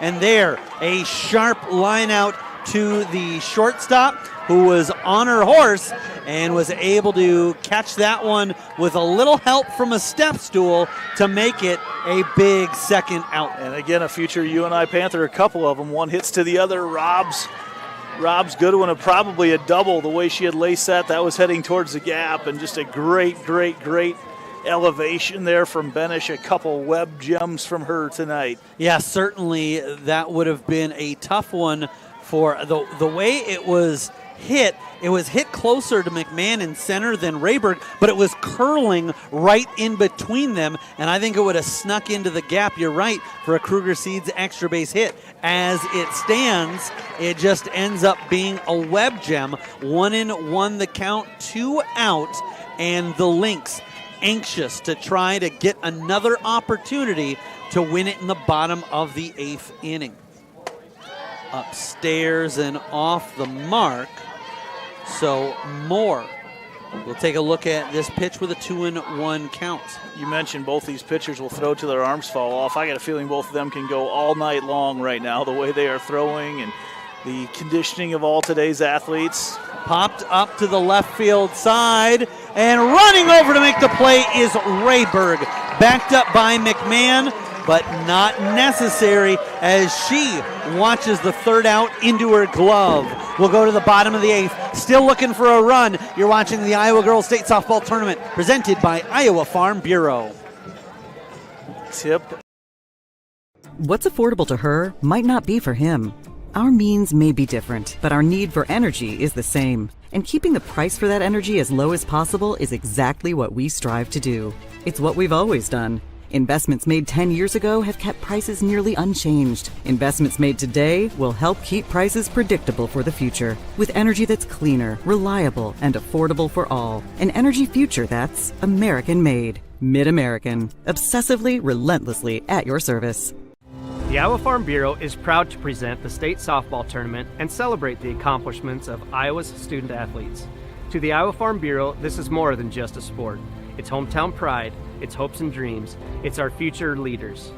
It's a reason to do more and be more. And it's that farm strong spirit that can only be found in Iowa. Congratulations to the student athletes and coaches on an outstanding softball season. And remember, today's successes are just the beginning of tomorrow's achievement. Bottom of the 8th inning. We're live with you on the Girls Union Network, powered by Mid-American Energy. Eric Zamora with the play-by-play call. Andy Pollock, our color commentator. Justin Wolber, our engineer and producer. And Nick McCluskey providing the camera work. And boy, you come up with Henderson, Rayberg, and Christensen, the 7, 8, 9 hitters. So the thought process might be, well, let's see what we can do. But quite honestly, this is the type of game where heroes sometimes come from the most unlikely spots in the order, and one of them would love to see if they can't start a rally that the top half of the order finishes off in walk-off fashion. Well, and you're looking at a game where all these top players have canceled each other out, none more evident than the snag that Benish just had of Goodwin. And you see now if one of these players that maybe you wouldn't expect to hear from would be the one that has the big play. Goodwin buckles at the knees. She wants to know where that pitch missed, but it's 1-2, and she will go right back at it. She's got a dozen strikeouts in the game and was looking for 13 there, and patient at the dish was Henderson. 2-2 the count. Goodwin comes home with it. Chopped to the third baseman on 2 hops. Vanden Heuvel fires over to first, and it gets away. Caught up, and they'll get to second, as that one actually got caught up at the feet of some of our media members over there. I'm not so certain the way that throw came in late. That shouldn't be given the third base. No discussion being had, so everybody's all right with it. But that is a huge play right now. The throw, just a little bit of a bobble, and that was enough out there at shortstop. But that throw, it's all about when the initial throw was made, and it must have been just in time. And now, very, very tough situation put in for the Savages, and they're going to talk about holding that runner up, because normally you'd talk about just getting the out, but you can't be looking at knocking out that sacrifice right now. You've got to get that base runner. the North Linn Lynx on just 3 hits, Sigourney with 4, and that's the first error committed by either side. It's been a clean game, but you talked about a couple of innings ago that this game has that opportunity where one mistake could come back and be the difference. Perhaps we just saw it. We will have a courtesy runner as coming in. It's Ava Hoover. Yeah, you're putting it. There's an 8th grader going in right now. You get the speed on, but you're putting an 8th grader in to score what would be the biggest run of her young career. So Hoover stands at second. That is an IMT insurance substitution. Learn how you can be worry-free with IMT at imtins.com. Rayberg. You've got to get a bunt on the ground. You can't pop anything up. It has to go into the ground. Anything popped up is just a waste right now. And check that, another IMT insurance substitution as they actually put in Samantha West for Rayberg. So West, we'll see what she can get going. Lays down a bunt. It's going to be picked up by the third baseman. Only plays at first, and West gets the job done. So how about that? West comes over and gets the sacrifice, and it moves over the base runner in Hoover. And so 2 players who've rarely been seen in the game today, and they connect on a play that could end up being the difference in this one. Well, and we're looking at right now a play obviously being made at the plate. Again, got to get the bunt on the ground. Popped up and in foul territory. Over is Dawson, and she's got it. What a big out for the Savages. Dawson picks that one up, 2 down, but now it's Skylar Benish. We've seen Benish with a couple of fantastic plays, and she knows that the winning run and the only thing stopping them from moving on to the semifinals is on her shoulders. If she can pick up a base hit, they're going to intentionally walk her. Yeah, why wouldn't no you? Surprise. She bats just under 500 with a runner there on third. In fact, why wouldn't you walk the bases loaded right now? I think that's exactly what you do. Create the force out at home. Yeah, there's 2 ways to go with it. You've got that. You've also got the idea of, saw this in that same game, where the idea is, do you want to load the bases and then get that force everywhere? Or do you want to play with a little bit of... The only run that matters is right there at third. You make that a force out at home 8 days a week, I think. I think the reason they don't is with Flanagan, the one that would be due up. Hit to the shortstop, won't be able to make a play, and that is a walk-off. Bridgewater comes up with the only run batted in the contest. And the Lynx survive and advance. The North Linn Lynx walk it off 1-0 in 8 innings. They will improve on the season to 37-6. Sigourney drops to 26-5. Sigourney will be in action tomorrow over at Dodger Field at 3 o'clock, taking on either Southeast Warren or Clarksville. And North Linn moves on to the semifinal against whoever wins that Southeast Warren-Clarksville game. That will be over on the Iowa Central Field at 7:30 tomorrow night. What a finish, what a contest between the 2 squads, as the PA announcer allowing the opportunity for Ellie Flanagan, who is due up next. She advances her squad, and with just the 4th hit on Carly Goodwin, the Lynx knock in the only run of the game. What an incredible pitching performance by both these ladies here tonight. You knew one of them was going to have to lose eventually, but again, comes back to just the dominant pitching and the parity that we've got. The 1-8 game and the 2-7 game in Class 1A both went into not extra innings, but came down to the very end 1-0 games, and we've got another game, very close one going on over at the other field right now, and it's whoever wins this Class 1A title is going to 100% earn it. So North Linn moves on. If you'd like, you can switch over to our other channel. Ben Gislison will have the call of the rest of that one. It's the number 3 Southeast Warren and number 6 Clarksville squads battling, and last we heard, that one was also a scoreless affair. Let's put a bow on this one. Big thanks to Justin Wolber, our engineer and producer, Nick McCluskey, our camera operator, Andy Pollock, our color commentator, and my name's Eric Zamora. One final time in Class 1A quarterfinal action. It was North Linn victorious over Sigourney 1-0 in 8 innings. Thanks for tuning in to this broadcast of the Iowa Girls State Softball Tournament presented by Iowa Farm Bureau on the Girls Union Network, powered by Mid-American Energy Company. Have a fantastic evening.